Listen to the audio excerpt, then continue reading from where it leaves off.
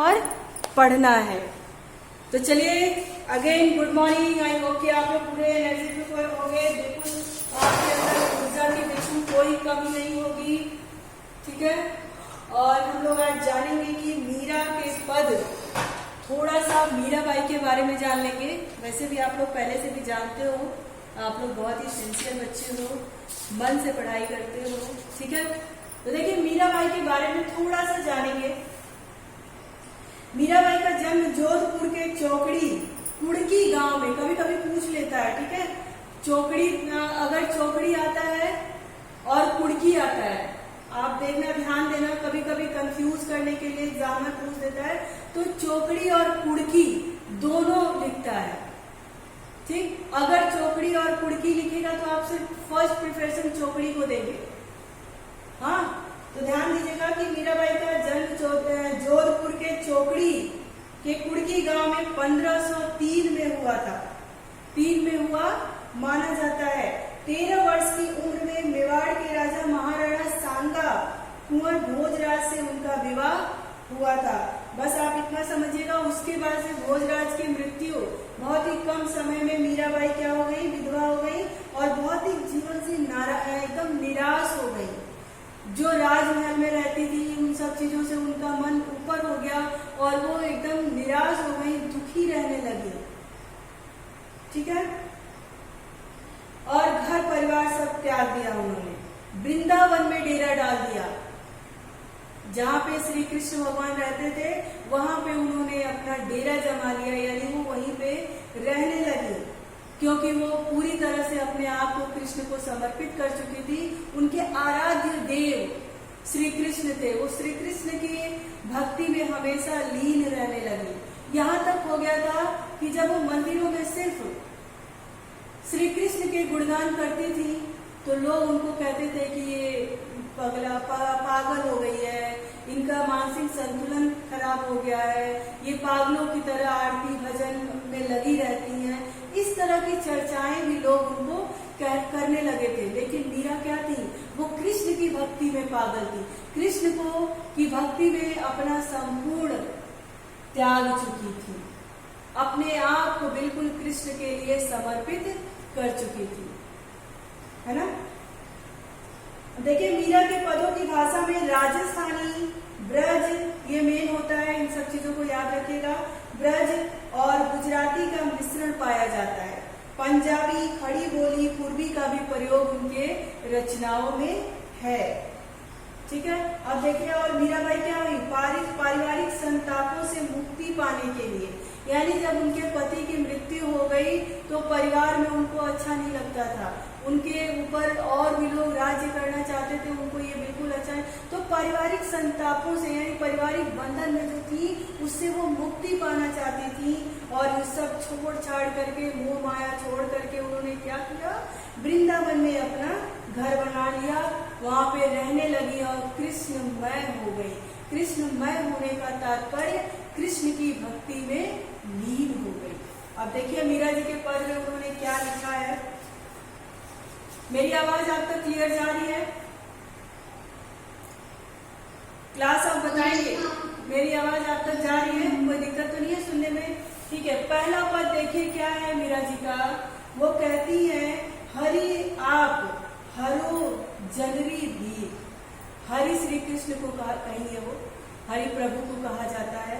तो कहती है हरि आप हरो, हरो यानी दूर करना, हरि यानी प्रभु श्री कृष्ण को कहती है, और कहती है हरो, हरो यानी दूर करना, किसी के कष्ट को हर लेना, किसी के कष्ट को दूर कर देना।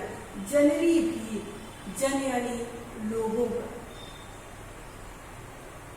और भीर यानी कष्ट, उनके दुख को। कहती है कि हे श्री कृष्ण, आप जन की, लोगों के कष्टों को दूर करते हो।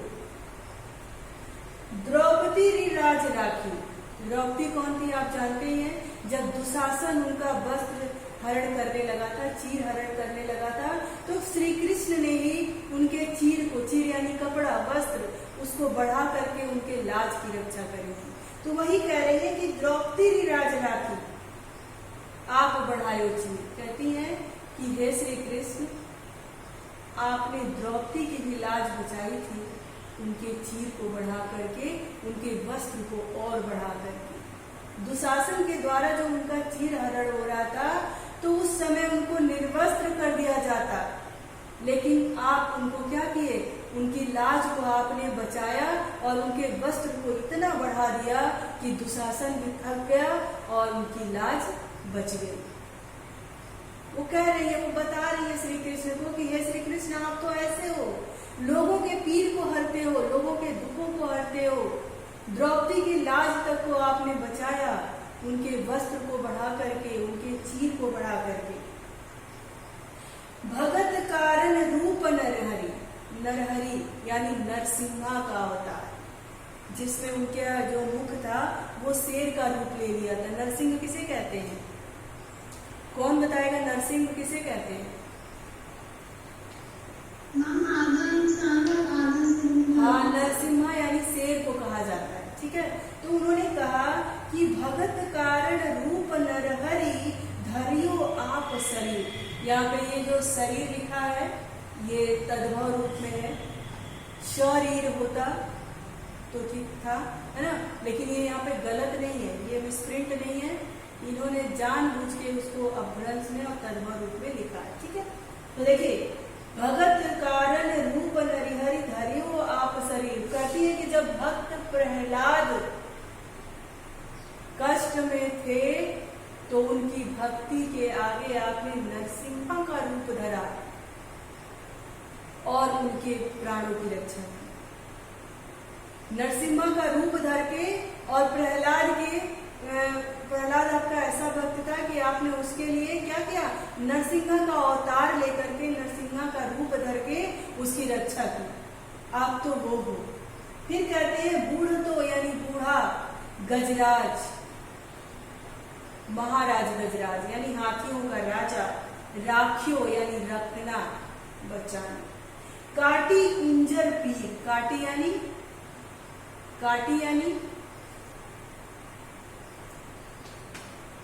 यानी हर लेना, यानी उसके दुख को हर लेना, ठीक है, दूर कर देना। कुंजर यहाँ पे हाथी को कहा गया है, और पीर यानी दुख, तकलीफ, दर्द, ठीक है। तो कहते हैं कि आप तो उस बूढ़े गजराज की, जब मगरमच्छ उनके पैरों को जकड़ लिया था, अपने मुंह में भर लिया था और अपनी तरफ जब खींचने लगा था, तो आपने उसके भी प्राणों की रक्षा की। आपने उस गजराज को भी उस मौत के मुंह से, उस मगरमच्छ के मुंह से बाहर निकाला था।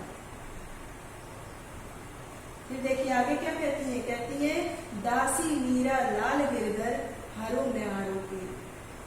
उन्होंने ये सारी चीज जो ये उनके सामने उदाहरण रखा था, उन्होंने ये उदाहरण रखने के पीछे क्या कहा कि मैं तो आपके गिरधर यानी श्री कृष्ण का एक नाम है, श्री कृष्ण को वो गिरधर कहती थी मैं तो आपकी दासी हूँ, आपकी भक्तिन हूँ, तो हमारी भी पीड़, हमारे भी कष्ट को हरिए ना। अब एक बार और थोड़ा सरल अर्थों में भाव को जानेंगे। जो मीरा जब वृंदावन में चली गई अपने पारिवारिक संतापों से मुक्ति पाने के लिए और प्रभु के निकट रहना चाहती थी, वो चाहती थी कि मैं प्रभु के भक्ति में एकदम लीन हो जाऊं और प्रभु का हाथ मेरे सिर पे हो जाए। तो उन्होंने कहा कि अपने प्रभु के बारे में कहा, हे प्रभु आप तो वो हो, कौन हो, जो लोगों के दुख को हरते हो, जो लोगों के कष्टों को दूर करते हो। आप तो वो हैं जो द्रौपदी की लाज को बचाया, उसके अच्छा अब आ रही है, अब आ रही है बच्चों? हाँ, तो उन्होंने मीरा जो है वो श्री कृष्ण के भक्ति में लीन होकर के कहती है, उनको बताती है, श्री कृष्ण से एक विनती करती है, कहती है कि हे श्री कृष्ण, हे गिरधर, आप तो लोगों की रक्षा करते हो, लोगों के कष्टों को हरते हो। आप तो वो हो जिसने द्रौपदी के लाज को बचाई, उनको निर्वस्त्र होने से बचाया। जब उनका चीर हरण हो रहा था तो आपने उनके चीर को बढ़ाया, उनके वस्त्र को बढ़ा करके उनके लाज की, उनके मान सम्मान की रक्षा की। आप तो वो हैं, आप तो वो हैं जो भक्त प्रहलाद के लिए नरसिंह का रूप धारण करके उसकी रक्षा की। मतलब देखिए वो मीरा जी जो है अपनी बात को रखने के लिए कैसे प्रभु को ही प्रभु से मिला रही हैं, उनके बारे में, प्रभु के बारे में प्रभु को परिचित करा रही हैं कि आप तो वो हैं कि बूढ़े गजराज यानी राजाओं का महाराजा जो गजराज है, जो हाथी है, कुंजर, हाथी को ही कुंजर भी कहा गया है, जब वो मगरमच्छ के मुंह में फंस गए थे और मगरमच्छ जब अपने पास उनको खींच रहा था तो उस गजराज की भी आपने रक्षा की थी। उस गजराज के यानी मगरमच्छ नामक मौत के मुंह से आपने उस गजराज को भी उबारा था। तो हे गिरधर, आप मेरे कष्टों को भी क्यों नहीं हर लेते, आप मेरे कष्टों को भी क्यों नहीं हरते। ऐसा वो श्री कृष्ण से विनती के रूप में कर रही है और कृष्ण को कृष्ण से मिलाते हुए कह रही है। वो भक्ति में कह रही है क्योंकि वो सब कुछ छोड़ छाड़ के कृष्ण के भक्ति में आ गई थी। वृंदावन में अपना डेरा जमा लिया था, अपना घर बना लिया था और कृष्ण से आग्रह करती है कि हे श्री कृष्ण, आप तो वो हो, तो मेरे भी कष्टों को तो भरो। यहाँ तक समझ में आया आप लोगों को? क्लास यहाँ तक समझ में आया? यहाँ तक किसी शब्द में कोई दिक्कत हो आप लोगों को, कोई ऐसी लाइन हो या फिर कोई ऐसा शब्द हो जो समझ में ना आया?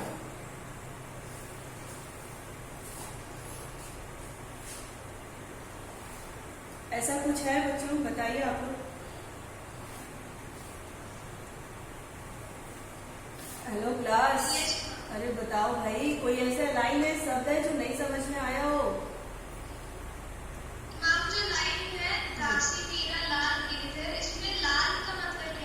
देखिए लाल का मतलब वो गिरधर को ही लाल कही है। लाल यानी प्यार, वो कृष्ण के प्यार में, कृष्ण की भक्ति में, यहाँ पे भक्ति से हाँ प्यार दुलार है ना।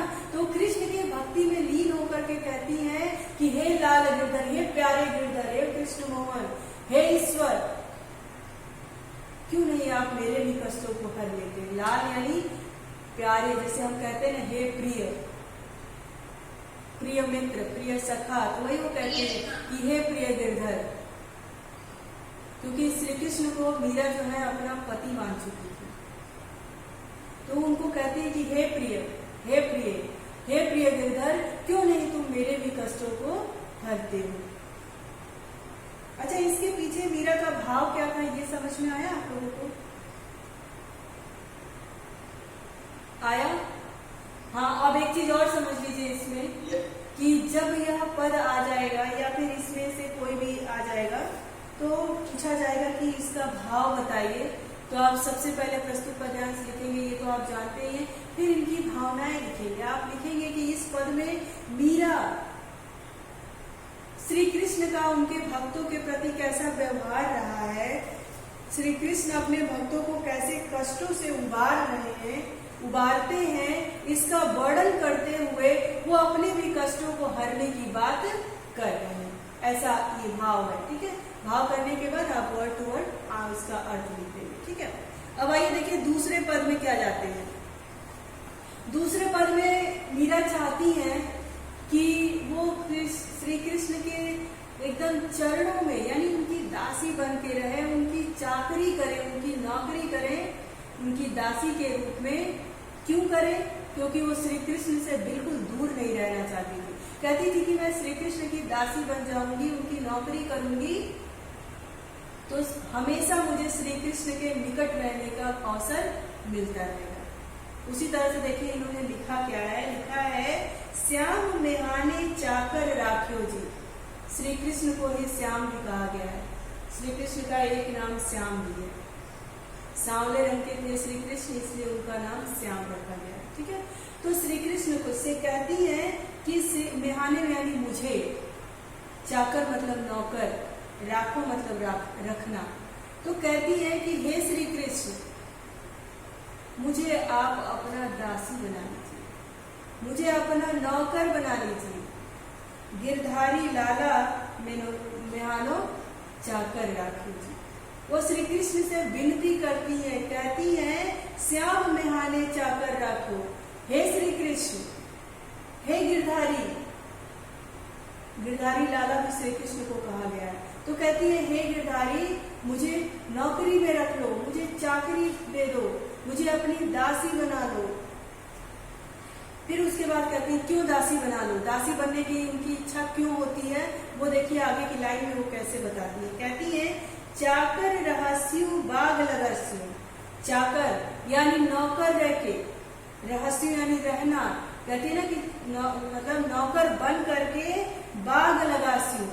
कहती है कि मैं नौकर बन करके बाग लगाऊंगी आपके वृंदावन में, बाग लगाऊंगी नित उठ दर्शन पाई। कहती है कि मैं वृंदावन में आपकी नौकरी करके, आपकी दासी बन करके वृंदावन में ही एक बाग लगाऊंगी, एक उपवन लगाऊंगी जिसमें आप आएंगे और नित यानी रोज, दर्शन यानी दर्शन, और नित मैं आपकी दर्शन पाऊंगी, रोज ही आपके दर्शन मुझे मिलेंगे। हे श्री कृष्ण, मुझे अपनी दासी बना लीजिए। हे गिरधर के लाला, हे गिरधर लाला, हे श्री कृष्ण, हे प्रभु, मुझे नौकरी दे दीजिए। जब आपकी दासी में बन जाऊंगी तो मैं आपके लिए एक उपवन यानी बाग लगाऊंगी वृंदावन में, जिसमें आप आएंगे और रोज ही मैं आपका दर्शन पाऊंगी।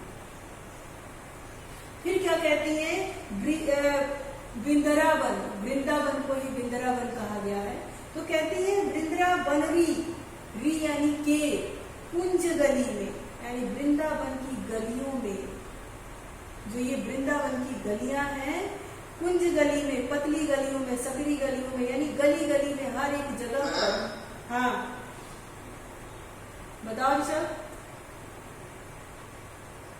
हाँ ऋषभ क्या? हाँ क्या हो गया? ओके।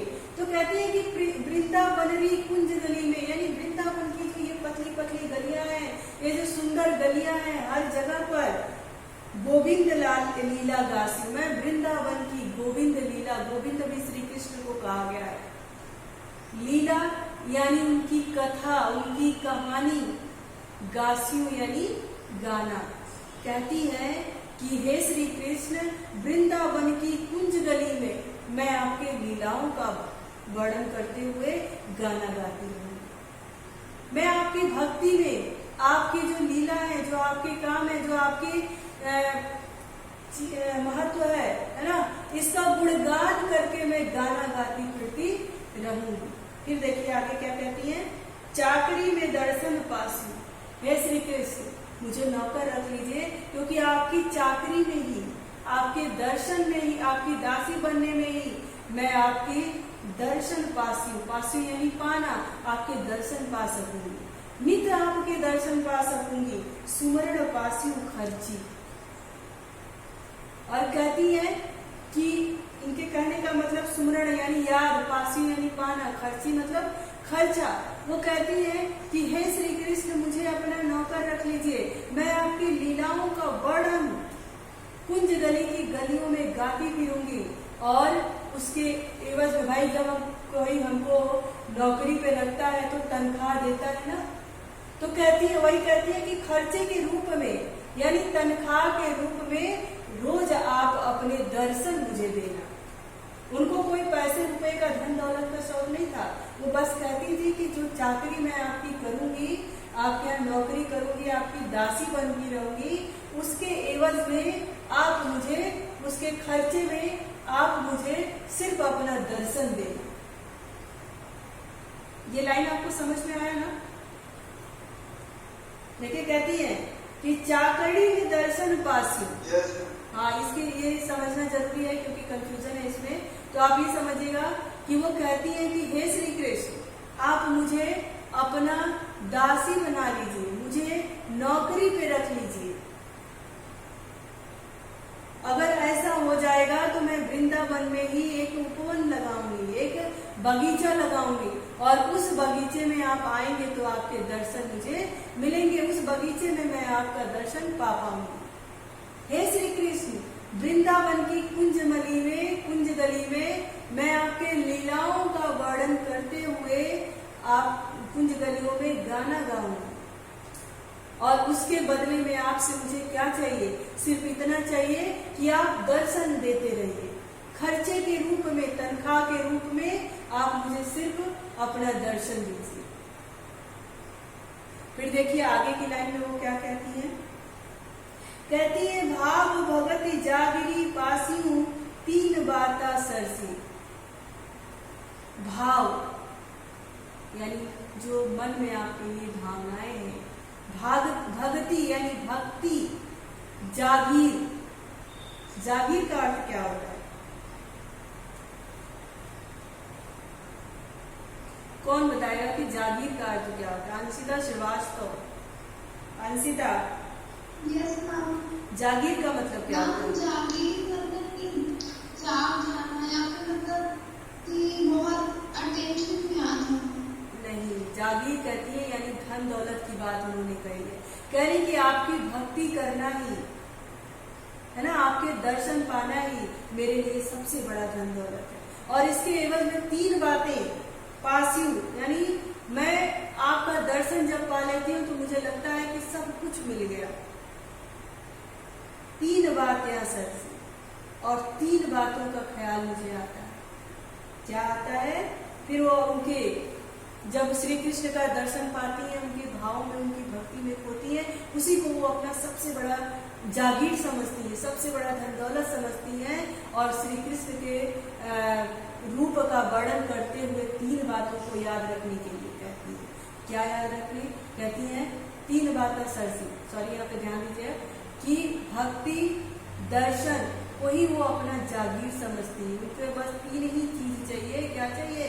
वो श्री कृष्ण की चाकरी करे, दासी बन के रहे, उनकी भक्ति करती रहे और उनका दर्शन उनको मिलता रहे। बस उनको तीन ही बात से मतलब है।